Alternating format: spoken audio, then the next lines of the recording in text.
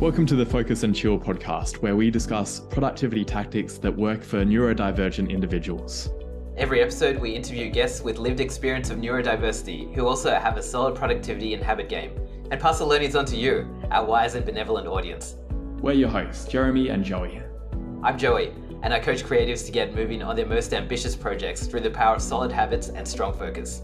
I'm also a perpetual student of psychology and perpetually on a quest to a one-armed chin-up.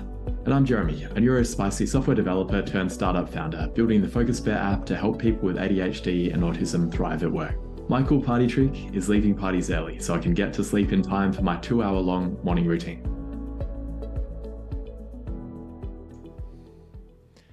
The Focus and Chill podcast is brought to you by Focus Bear, a focus enhancement app for ADHDers. That's adults with both combined autism and ADHD. I'm Jeremy, I'm an ADHDer myself. I'm the founder of Focus Bear and also one of the hosts of this podcast. I built Focus Bear for myself originally because I was constantly getting distracted by my phone and my laptop. I wanted a way to tame my ADHD monkey mind so I'd stop going down rabbit holes and actually get work done, but also get off my computer and my phone in the evening so I'd be able to sleep properly. It's working perfectly for me and it's helping a lot of ADHDs as well. I'd love for you to try it. It's available for Mac, Windows, iOS and Android, and it leverages most of the productivity strategies we talk about on the podcast. You can jump onto focusbear.io or just Google Focus Bear and try it out. Let me know what you think. Welcome to episode 88 of the Focus and Chill podcast. We're thrilled to be joined by Ewa Nowińska. Ewa is a registered psychologist with a late diagnosis in ADHD with a lived experience growing up in a neurodivergent family. She's surrounded by sensitive souls, mostly self-employed artists at home, and Ewa was encouraged to be creative, but outside, she was told that she was too loud, too honest, and too direct. Originally from Poland, Ewa has lived and worked in 4 different countries and now lives and works in Sydney. Ewa specializes in supporting adult ADHDers struggling with eating disorders and trauma. And she is an EMDR-accredited practitioner and credentialed eating disorders clinician, member of the AADPA, and Ewa provides treatment in Spanish and Polish. Ewa, welcome to the show. Thank you. It's great to have you on the show, Ewa. Keen to hear, to begin, how you realized that you were neurodivergent yourself. What was your experience initially as a child growing up? That's a big question. So I come from, as it was mentioned in the bio, from the neurodivergent family. We always had those jokes about my dad being very hyperactive. He couldn't sit still. He always would exercise a lot. So definitely had a lot of strategies in place. But for me, myself, there were no concerns in terms of any ADHD traits. So the fact that I was loud, I talked too much, was very honest, that was just part of my personality. That's what I thought. And then after I moved to Australia, probably this is how it actually started for me, the journey of the discovery. I started working with eating disorders in a bariatric surgery here in Sydney. And from there, I moved to private practice, where I continued working with eating disorders. And in 2019, when more and more people would start requesting autism and ADHD assessment, of course, when the owner of the practice asked who wanted to start assessing people for ADHD, I raised my hand. Driven by my curiosity, I started learning more and more about ADHD. And this is really how that connection of ADHD and eating disorders started for me. Later, when I was learning about ADHD, I could see it in my sister. Definitely, my sister's 100% ADHD, but still couldn't really pick that up in myself.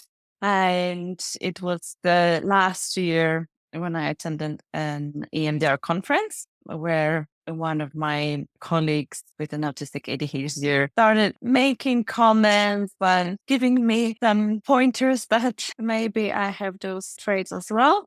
And this is really when I thought, okay, maybe I should investigate that in me because a lot of stories that I hear from my ADHD clients, they really resonated with me. So this is how it started really. And I spoke to one of my supervisors about that as well and decided to seek an assessment with a psychologist. And because I thought, okay, it's a little bit different presentation in terms of females. I have a lot of strategies in place. So sometimes that can mask as well. So, and this is what happened. And now I joined the club and my family. Welcome to the club. Thank you. What were some of the traits that your colleague pointed out? It was mostly that curiosity and excitement. So with an EMDR, and I'm not sure if you're actually familiar with EMDR therapy, it's a trauma approach. It's a great approach to be used in ADHDers or with ADHDers. And I just got so fascinated by that and started learning, exploring, attending conferences, attending courses, just doing much more than an average neurotypical psychologist would do. And so, yeah, mostly that. Yeah, lots of hyper-focus by the sound of it. Yes, as well. And then reading trauma books before going to bed.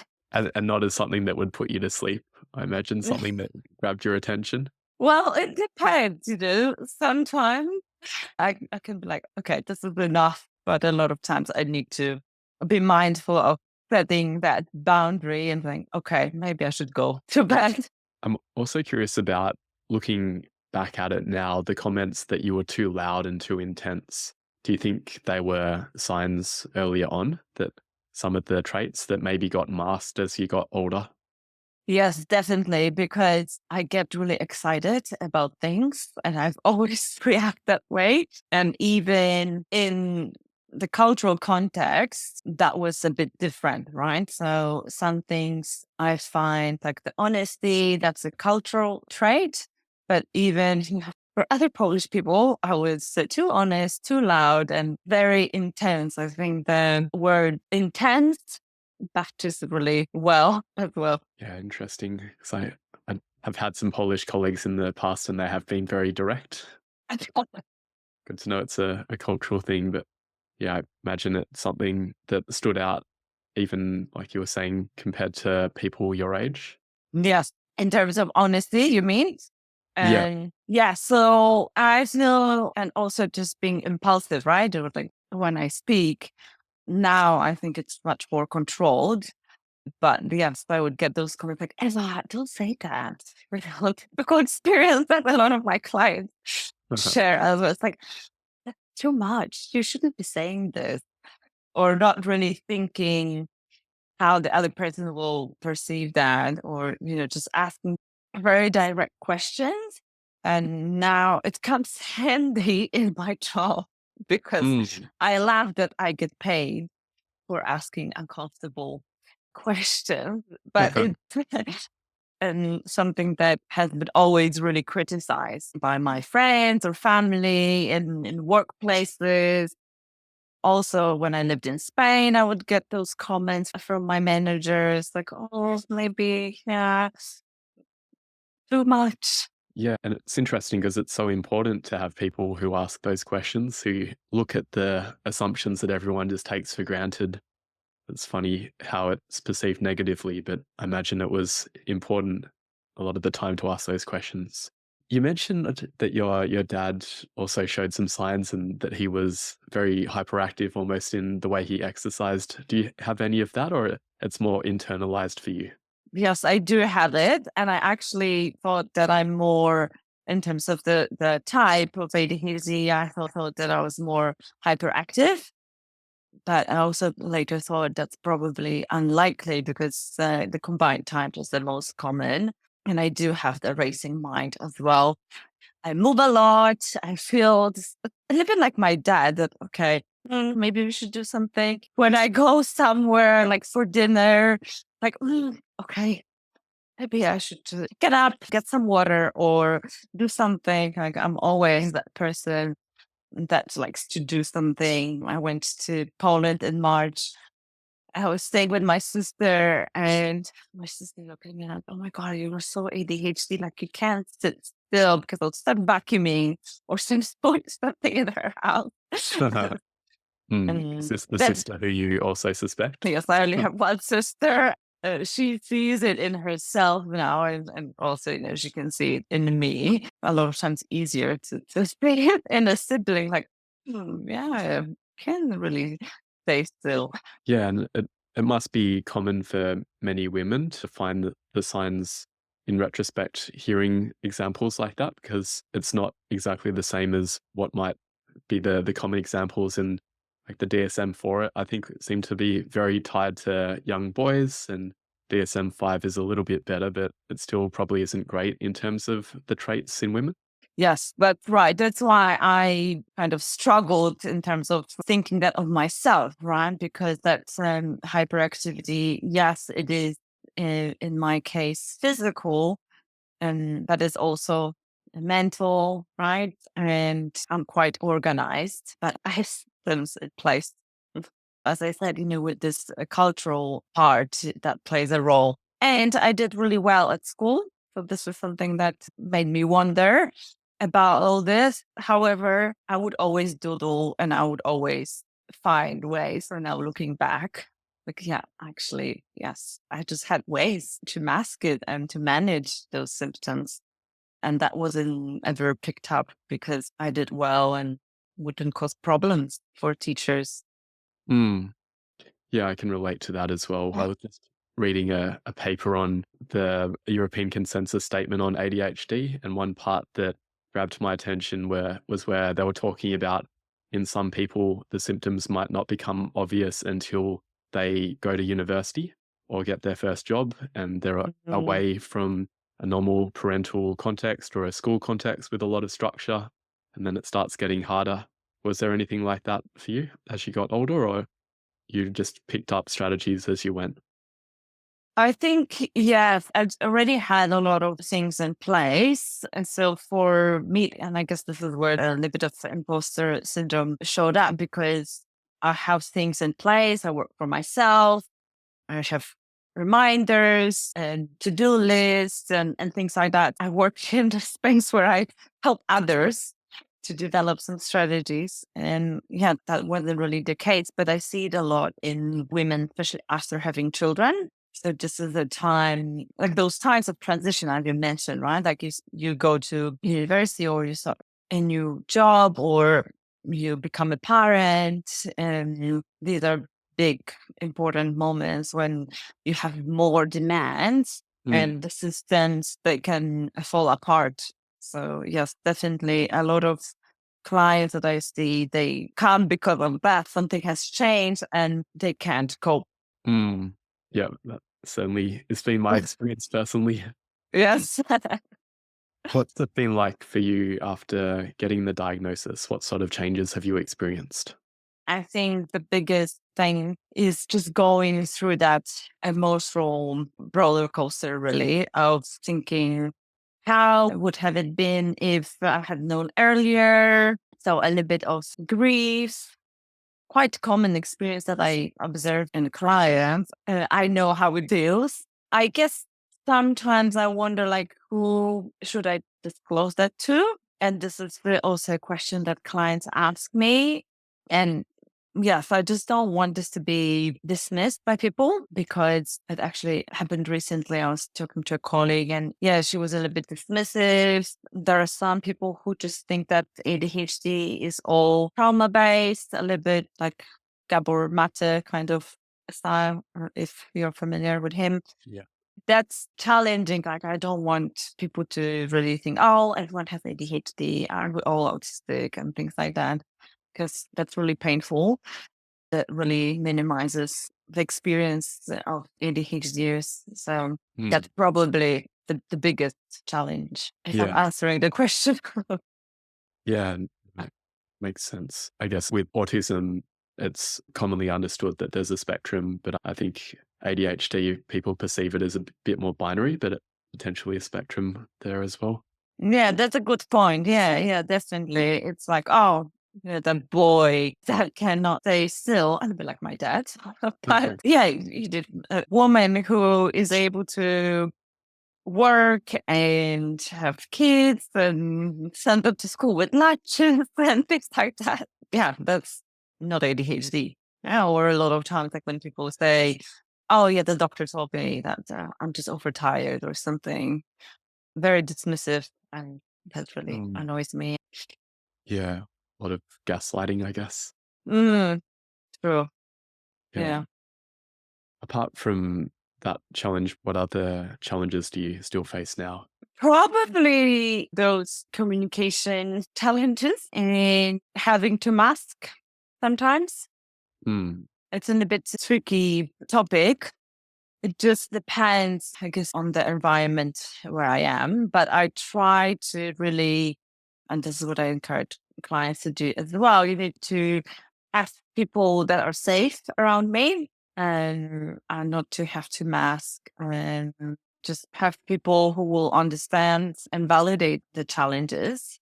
mm. But yeah, of course, it's not always possible. Yeah, and I guess you were saying before starting your own business was perhaps a way that you can create that environment where you don't have to mask it as much. Yes, definitely, right? Because when I listen to people working in corporations, or not that there's anything wrong with that, and I was able to do that myself. But now when I compare, it's just very, very different. And I love the freedom, and I love that I don't have to code everything like you would need to with neurotypical managers. So yes, I hear those stories a lot from my clients, those communication issues.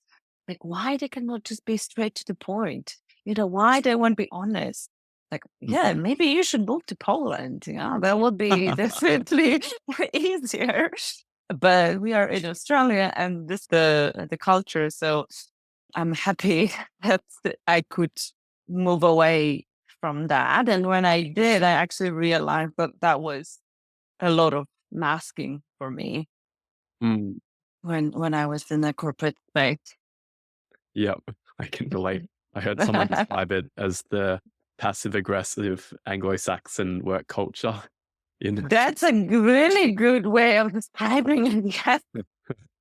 yeah, I Mhm. struggle with it. But it sounds like by working in your own area, you're really able to tap into your strengths and following your areas of focus and really being able to now ask those honest questions. And it's actually a good thing.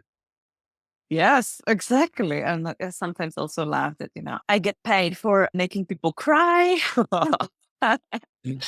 And it sounds really bad, but I am really happy when people are able to open up and be vulnerable and to allow those emotions. And a lot of times it comes with those uncomfortable questions, right? But looking back, I would always ask that. And that's why people would say, "Oh, Eva, maybe don't say that, maybe don't ask that." But my natural curiosity always drove that. And now that's a big strength in my work, right? Because this is what people come for, like to treatment. And those are the things that most of people avoid, and they don't really spend time wondering, oh, why did I react that way? And why is this bothering me that much? Like, okay, let's avoid.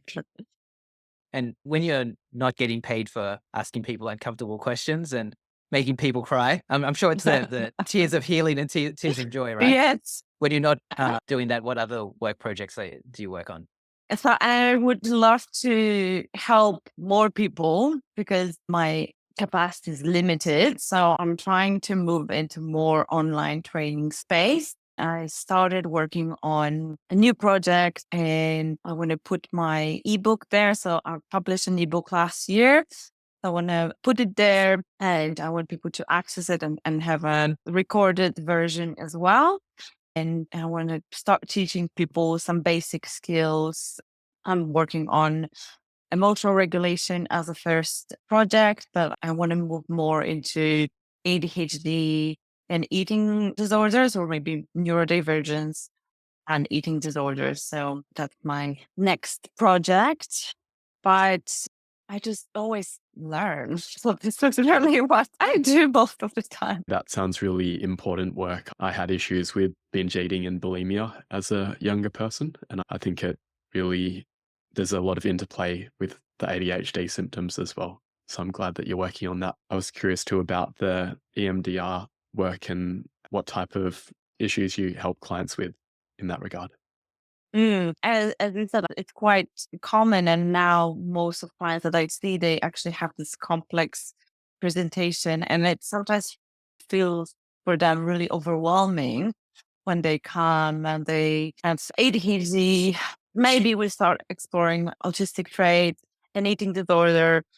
And then we start to unpack a little bit of trauma and maybe anxiety and depression. So it's like, ooh, that's a lot, but that's a common case because it's all linked. And with ADHD, when people are not diagnosed in childhood, there are a lot of experiences like hearing that they are too loud or too intense, that they don't have protective factors and they don't have protective adults or family members, then they can internalize that, right? So this is a little bit of that rejection sensitivity.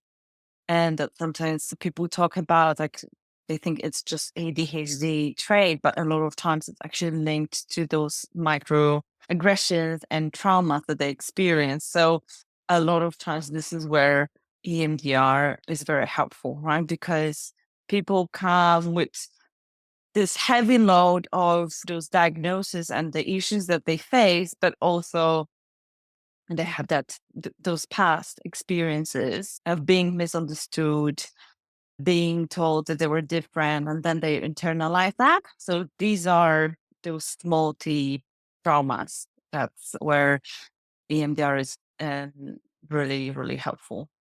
Sounds like you got quite a few things going on, Eva, like between the The pride. between the private practice and your book and the online education thing that you're working on as well.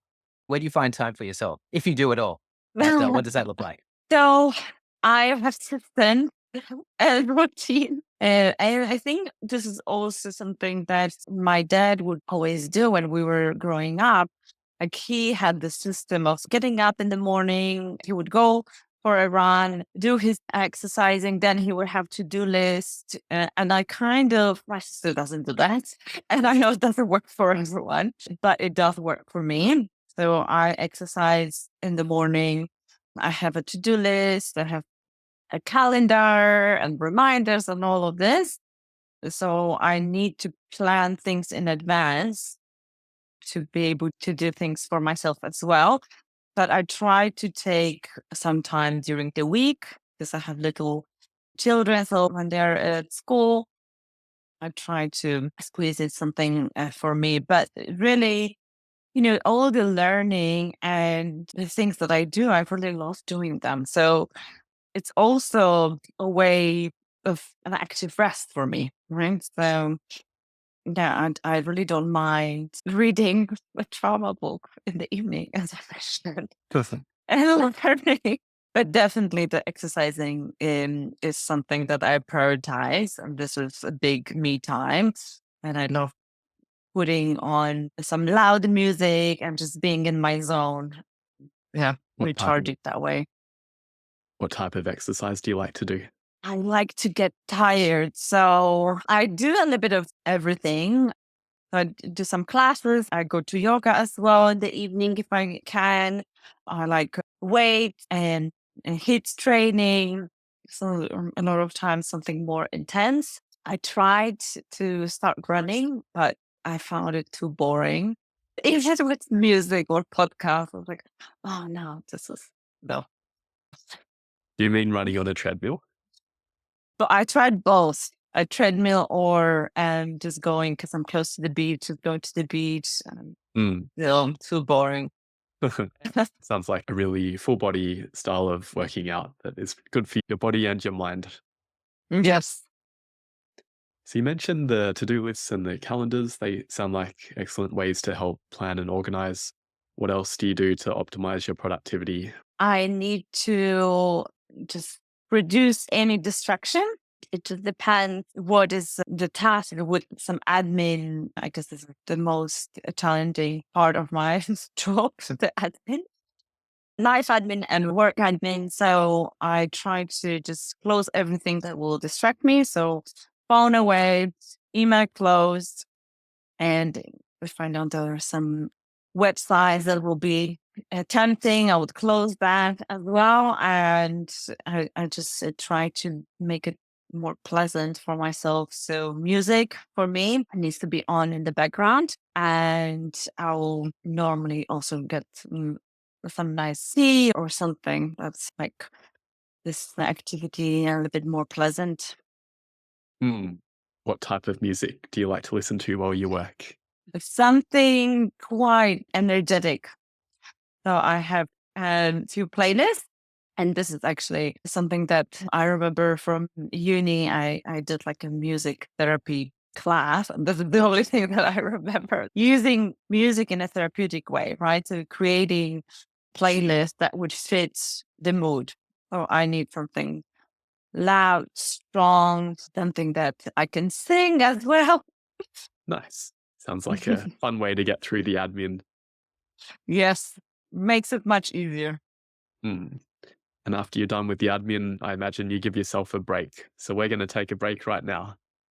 Hi there, Focus and Chillers. Are you ready to supercharge your knowledge in the realms of creativity, tech, and psychology? Come check out my fortnightly newsletter. In each edition, you'll get quick wins and actionable takeaways that you can put into practice right away. If this sounds like you, I'd love to have you as a reader. Subscribe for your fortnightly dose of insights. The link is in the show notes. And now, let's get back to the show. All right. Well, we're back from our break, well hydrated and ready for the next part of our interview. So, Eva, could you tell us a little bit about your morning routine and how that's evolved over time? So I remember in high school, I just loved sleeping and everything. And I wouldn't have a cell phone. I would always say to my friends, don't call me before 11. So I was never a morning person, but now I am. And this is mostly because of the kids, especially my son. He wakes up really early and I changed as well. I wake up around 6:30. I get the lunches ready for the kids. And usually I leave the house or go to the gym. I leave my partner with the kids. I go to enjoy my exercising. And after that, I just come back home, eat, shower, get ready, and I start work. Nice. Sounds like a good way to get started. And how about the other end? I imagine when you were waking up at 11 a.m., you would have been to bed quite late. What time to go to bed in order to wake up at 6:30? Yeah, I try to go to bed around 9:30. So be in bed, maybe read something, watch something between 9 and 10, and fall asleep around 10. But that's the goal. It doesn't always work, of course. Sometimes I get excited about something, so it's harder.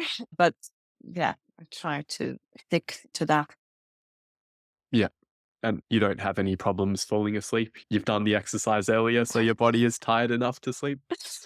Well, sometimes I will have really hyper and an active mind. So I will start thinking about what happened during the day or what I'm planning to do.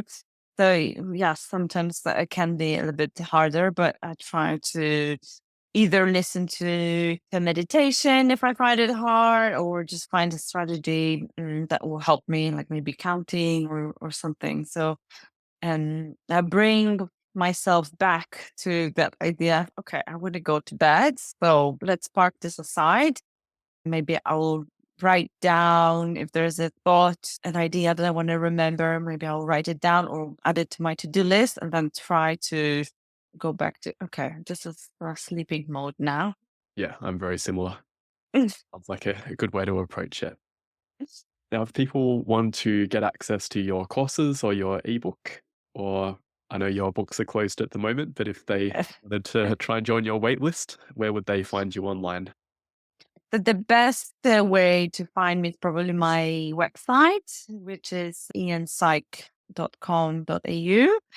So over there, and you can find my blog. They can see my Instagram account as well. And the ebooks are there. I have a few things there. So probably that's the best way to connect. Well, Eva, it's been wonderful having you on the show. Do you have any final word to ask for our audience? I think it's really important to listen to your needs and just embrace the differences. And I try to teach my clients the same. And everyone is different. It's okay.